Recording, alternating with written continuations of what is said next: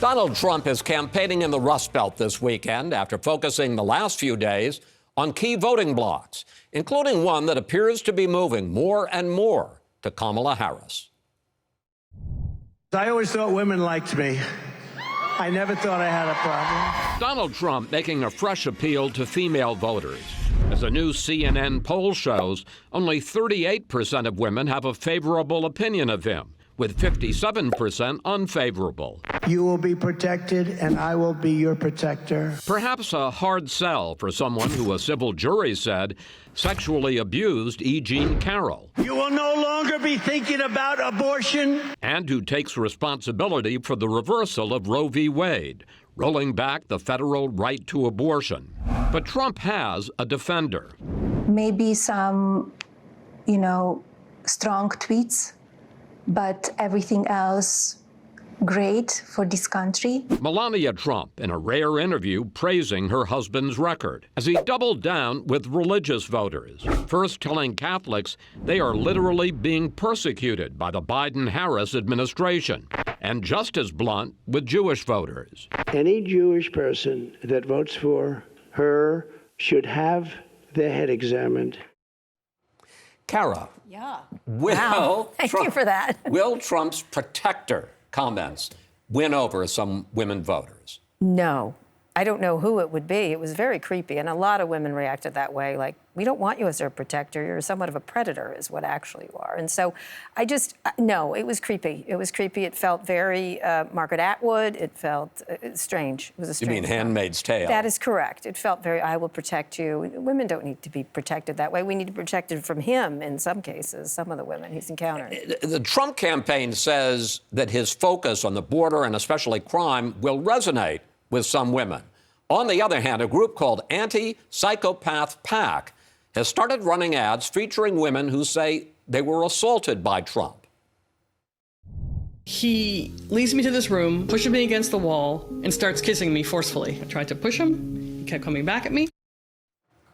Ryan, can Trump make this protector role work to win over some women voters, to lower the gender gap, which is pretty big? Well, when you look at the women who support Trump, many of them do look at him as a kind of protector. When you look at married women in the suburbs, groups that he's appealed to in past election cycles, there is this view that he represents a kind of assertive defense of the country. When you look at border issues, when you look at public safety, when you look at those who oppose him, this is going to be infuriating. This is going to be something that's going to be inciting, that's going to lead some folks to contribute more small dollar donations to the Harris campaign. So I think that, it's polarizing, and women are polarized just as men are polarized in the country. And then there is Melania Trump, who made a rare statement in a rare interview. Take a look. He's really a family man. He loves his family. He loves this country. Lulu, is Melania a good character witness for her husband? Go for it. No. I'm just going to leave it at that. No, of course she's not a good character. Well, I mean, it's not absurd. Look, wait a minute. No, Even in that poll, there were 30-something% of women who support Trump. Of course there are women who support Donald Trump. I mean, that has been true, and actually the majority of them are often white women who support Donald Trump. And there's a lot of different reasons why someone would support Donald Trump. But the problem is when you have this rhetoric coming from Donald Trump saying, I'm going to be your protector.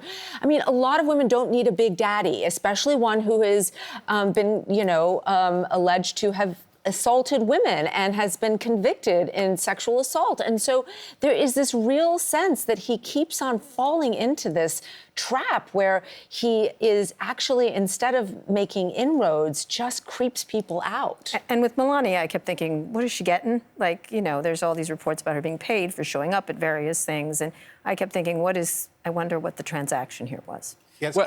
Well, I was going to ask you about that, because what do you make of Melania's role in this campaign? She's been virtually absent from the entire campaign. Yes, she appeared the last day of the convention, but didn't say a word. Yeah. And there is this report that she was paid $250,000 to make a speech to a Republican group in April for her husband, who by then was the Republican nominee. Yeah, so I'm going to try to tie all this together. I don't think that the sexual assault ads are all that effective on anybody who hasn't already made up their mind. If you believe the sexual assault stuff, you're probably not going to be voting for Trump anyway. One person who does believe the sexual assault stuff, in my theory, is Melania Trump. And she was humiliated by those trials. And if you want her to show up, you better bring out the checkbook. I think Trump's problem, like this protector thing was weird, I agree, but it's sort of a right-wing version of the old Life of Julia stuff we got from the left.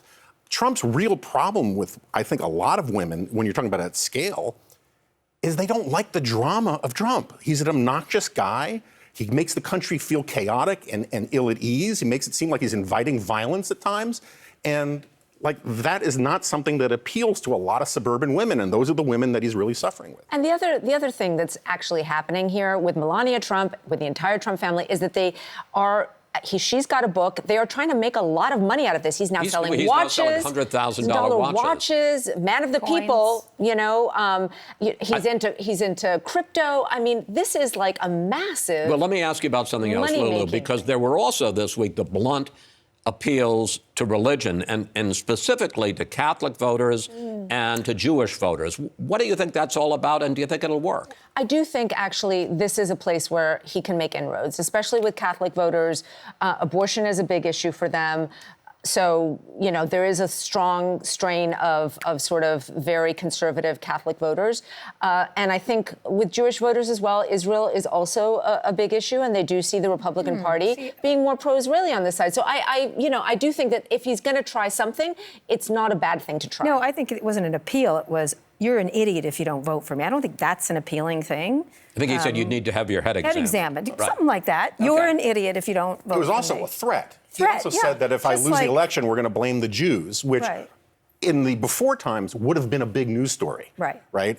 It was outrageous what he said, and I think there are a lot of Jews who felt He didn't say we're going to blame the Jews, but I mean, there's certainly a It was lot like of people a nice read that religion into you it. got. He said, there are going to be a lot of people who are going to think that there's going to be some blame to go around for Jewish voters. Ryan, do you think that's fair? There are certainly surveys suggesting that Kamala Harris is going to win the lowest share of the Jewish vote in a generation, and that whether you like him or not, Donald Trump is faring very well, particularly with observant Jewish voters and with staunchly pro-Israel Jewish voters. That's one thing.